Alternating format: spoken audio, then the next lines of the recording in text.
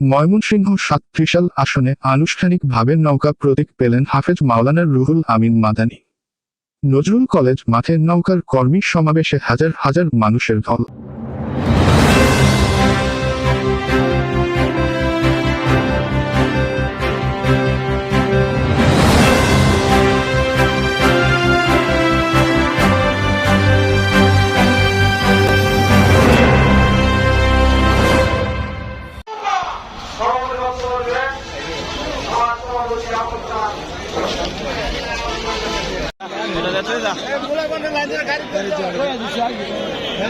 আসসালামু আলাইকুম। IHB24 চ্যানেলের সংবাদে আপনাদের স্বাগতম। ময়মনসিংহ ৭ আসনে আনুষ্ঠানিকভাবে নৌকা প্রতীক পেয়েছেন হাফেজ মাওলানা রুহুল আমিন মাদানী। সোমবার 18 ডিসেম্বর দুপুরে ময়মনসিংহ জেলা প্রশাসক কার্যালয়ের সম্মেলন কক্ষে জেলা প্রশাসক ও রিটার্নিং কর্মকর্তা দিদারে আলম মোহাম্মদ মাকসুদ চৌধুরী সংশ্লিষ্ট প্রার্থীর কাছে আনুষ্ঠানিক নৌকা প্রতীক তুলে দেন। এরপর ত্রিশাল উপজেলার সরকারি নজরুল কলেজ মাঠে উপজেলা আওয়ামী লীগের উদ্যোগে বিশাল কর্মী সমাবেশে প্রধান অতিথির বক্তব্য রাখেন নৌকার প্রার্থী হাফেজ রুহুল আমিন মাদানী।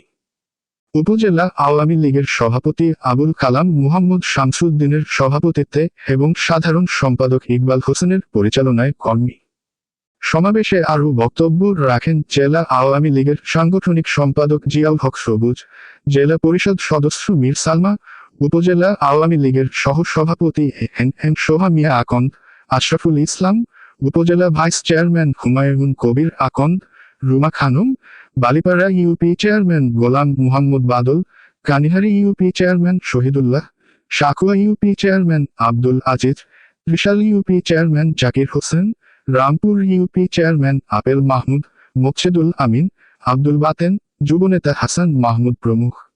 আমি মাত্র এসেছি, তাই সভাপতি আমাদের কাছে আমি নিচে এনেছি, আমাদের কাছে এনেছি নৌকা মার্কে ভোট দেওয়ার জন্য। আমরা সবাই নৌকা পর্যন্ত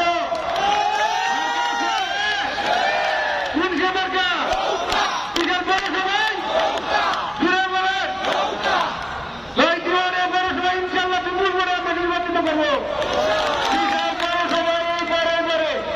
একটি স্লোগান হচ্ছে শুধু নৌকার স্লোগান, এটাই হলে আপনাদের সব কিছু দেখবো। আপনারা অনেকেই আমার কাছে আসেন না, এই জন্য কিছুদিন উল্টে আপনাদের জন্য অনেক কিছু করতে পারি নাই। সর্বশেষ আমি বলবো, এই আমার বিগত 5 বছর আর শেয়ারপুর থেকে 2000 পর্যন্ত 5 বছর, এই 10 বছর আমি কিশোর উপজেলার এমপি ছিলাম। আমার নেতৃত্বের সময়ে আপনারা বলুন, আমি যদি কোন ইউনিয়নের একটা মানুষের প্রতি জুলুম অত্যাচার করে থাকি, চাওয়াবাজি করে থাকি, কারো টাকা পয়সা আত্মসাৎ করে থাকি, কাউকে আমরা থানার দিয়ে ধরে এনে টাকা পয়সা কামাই করেছি, ট্রেন জমা করে টাকা পয়সা কামাই করেছি, কারো জমা জমি আমি আমার সন্তানেরা দখল করেছে, এটা যদি কেউ বলতে পারেন বড়টা করা না। আর না করে থাকি একজনের যে ক্ষমতা সম্পন্ন হয় আর 16 কোটি টাকার উন্নয়ন হয়েছে। এই উন্নয়ন হয়তো আপনার কথা হয় নাই, কিন্তু আপনার ইউনিয়নে হয়েছে, আপনার বাড়ির পাশে হয়েছে, আপনার বাড়ির পাশে নদীতে ব্রিজ হয়েছে, খালের উপর কালভার্ট হয়েছে।